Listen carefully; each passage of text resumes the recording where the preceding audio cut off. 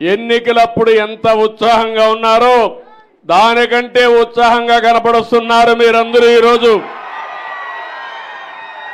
మొన్నటి వరకు మీ ముఖాల్లో నవ్వు కూడా లేదు.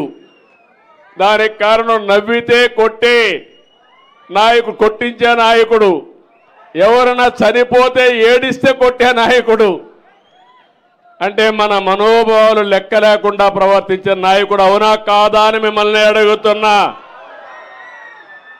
భయంతో బతికాం, అవునా కాదా? స్వేచ్ఛ లేదు మనకు. అలాంటి దగ్గర నుంచి ఇప్పుడు లిబరల్గా మీరు ఫ్రీగా ఏమి చేయాలన్నా చేసే శక్తి వచ్చిందంటే అది ప్రజాస్వామ్యం ఇచ్చింది. దాన్ని కాపాడిన పార్టీ తెలుగుదేశం పార్టీ, జనసేన, అదే మరిగా బీజేపీ అని చెప్పి కూడా నేను మీకు తెలియజేస్తున్నా. ఈరోజు మీరు ఒకసారి గుర్తుపెట్టుకోవాలి, మొన్న ఎన్నికలో ఒక సునామీ, ఒక్కొక్క సీట్లో 95,000 మెజారిటీ. నేను ఆ రోజే చెప్పాను రాబోయేది సునామీ, ఈ సునామీలో చిత్తు చిత్తుగా ఊడ్చకపోతారని చెప్పాము. అదే జరిగింది. కానీ మీరందరూ ఓట్లేశారు, కానీ మీకెన్నో హామీలు ఇచ్చాను చేయాలి, కానీ ఖజానా ఖాళీగా కనపడస్తా ఉంది, ఏమీ లేదు అక్కడ.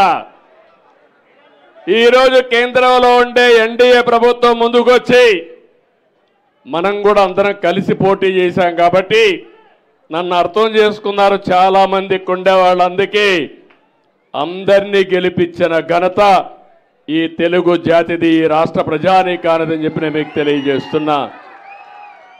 దానివల్ల నిలదొక్కునే శక్తి వచ్చింది. కానీ నేను ఆలోచించిన ఒకటే ఆలోచిస్తున్నా, ఈరోజు మీ అందరికీ ఒకటే విజ్ఞప్తి చేస్తున్నాను.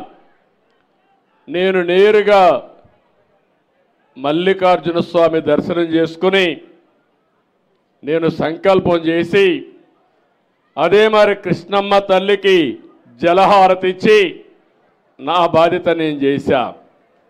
కానీ ఈ సంవత్సరం చూస్తూ ఉంటే ఇంకొక 2-3 రోజుల్లో శ్రీశైలం ఫుల్ అయిపోయింది. ఇప్పటికే నాగార్ సాగర్ ఫుల్ అవుతుంది, పులిచింతల ఫుల్ అవుతుంది.